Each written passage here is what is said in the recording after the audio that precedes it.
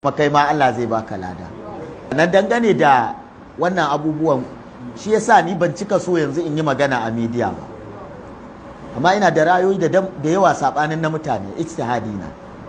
Amma irin wannan magana kamar yadda na faɗa muku yanzu mun kai wani hali ba kowane magana ne ba za mu yi a media, saboda layi kurciya muke nuna baka. In har za ka irinka magana hassasa a media tana fita, mu mutanenmu ba za su bin abin da muke cewa, amma su waɗanda ba mu ba za su yi jawabi sai su bi. Ba wani dalili ni a ra'ayina ijtihadina da za mu damu cewa wai sai musulun a wannan halin da muke ciki, ba wani dalili da za mu damu. Mu za mu iya yin dabara cewa musulun kiristiyan ko ta jam'iyya muka san wani musulmi mai ƙarfi da ya sa mu zaɓe shi, in su suka yi kiristiyan musulun mu kyale su a kota jam'iyya, in aka zo aka yi kaza da kaza. Amma lokacin da ka ce musulun ba ka zaburar da su ba, sai lokacin da sai yanzu suka zaburar da su suka tashi tsaye. Da zaben mu suke normal, da zaben mu suke musulmi da mataimaki kirista normal suke zaben mu, amma yanzu gashi abin da suka nuna mana kuma sun kawo matsala, kuma duniya gabaki ɗaya tana tare da su. Duk tarayyar turai nan da kace sun yi wani abu ba wai dan an wa PDP ne ba, don Labour Party da aka yi wa, kuma mu muka tayar da su akan wani me. Musulmi ɗaya da ka yadda bai isa ya wakilce ka ba, har sai ka yi idafa da wani musulmin dan ya taimake shi safaya taya. Musulmi ɗaya ya kamata a ce ya ishe ka a wannan dai duniyar ta yanzu. Amma inda haɗa kanmu muka yi, muka ce mu samu strong musulmi, ya zaƙo wani kirista kowane ne, mu tafi a haka. Shi musulmin yana da ajandan ma musuluncin, ya ma san meye musuluncin, ya san ma meye musulunci yake bukata. Menene matsalanmu? Me matsalanmu? Sai mun jawo wa kanmu duniya ga baki ɗaya ta zo ta kalle mu, sai mun jawo kanmu raba ƙasar, alhali mu kaɗai ne ba mu shirya ba. Ku sani Najeriya nan ƙasa uku ce, ko kun ƙi ko kun so. Ƙasar Yaraba, ƙasar Inyamurai, Arewa. To Arewa yanzu wannan abin ya raba mu. Yanzu a Arewan ma mun tabbatar kiristocin Arewa ba namu bane ba. Tunda Kiristan Kudu ya fi musulman Arewa a wajensu. Kuma mu muka ja. Mu muka fito muka yi ta kamban baki.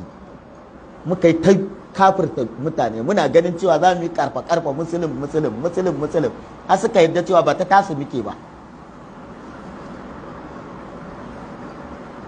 To yanzu in kasar ta tashi ta wargaje, Yaraba ne sun gama shirya ba su da matsala. Legas ƙasa ce a cikin ƙasa, sun gama shirya ba su da matsala. Inyamurai daman so suke, sun gama shiryawa. Shikenan a bar mu cikin bandit din nan da masifa da talaucin nan da dandazon jahilan nan da ba san ma me ake a duniya ba, da dandazon mutanen da za su shekara 6-8 suna shan wahala, ka zo ka ba su taliya guda biyu su yi zaɓe. Waɗannan jahilan dandazon waɗannan mutanen da muke tare da su, ya za ka yi da su? Wato muna da matsala, muna da matsala. Iya shugabanninmu da suka mallaki arewa suka iya ɗinke arewa, su Sardauna, ka je ka ga wani hanya suka bi, wani hanya suka bi. A wancan lokacin kiristocin arewa suke mutuwa su yi sacrifice saboda su Sardauna. Ka je ka duba me TY Danjuma yayi lokacin su Sardauna yana kirista. Yanzu wa fi tsananin kin musulmin arewa irin TY Danjuma?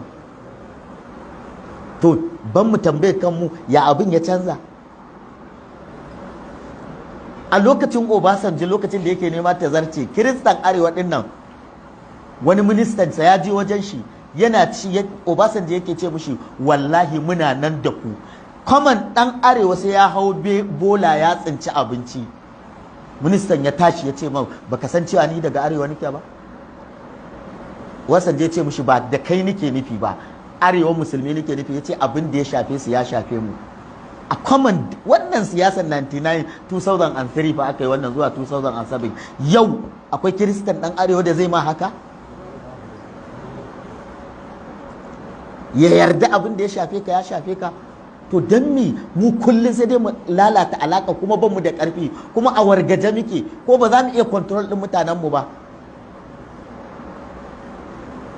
Wannan shine abin dubawa.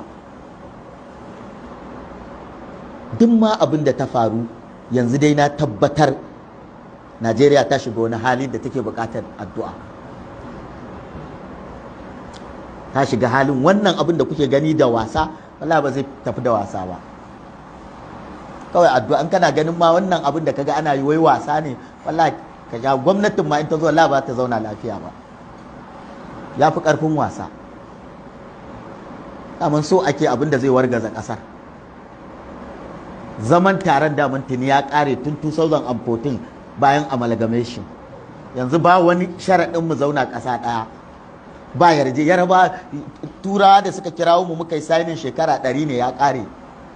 1914 zuwa 2014 ya ƙare. Kuma in aka wargaje a haka su waye suke wargazazu? Ƙasan yaraba a wargaje suke. Ina ruwansu da giran in Najeriya da ake rabawa. Legas kadai ta isa ta ɗauki duk nauyin giran ɗin wannan arewacin ƙasar nan. Duk financial institute na bankunan nan gabaki ɗaya bankunan nan banda Taj Bank da Jaiz duk nasu ne da kuɗinsu su ne maje. Duk manyan kamfanonin ƙasar nan nasu ne, na 'yan kudi ne. Duk manyan ma'aikata nasu ne. Me gare ka? Abin da kake da shi kawai yawa, taron da kuma yawan da bai da amfani.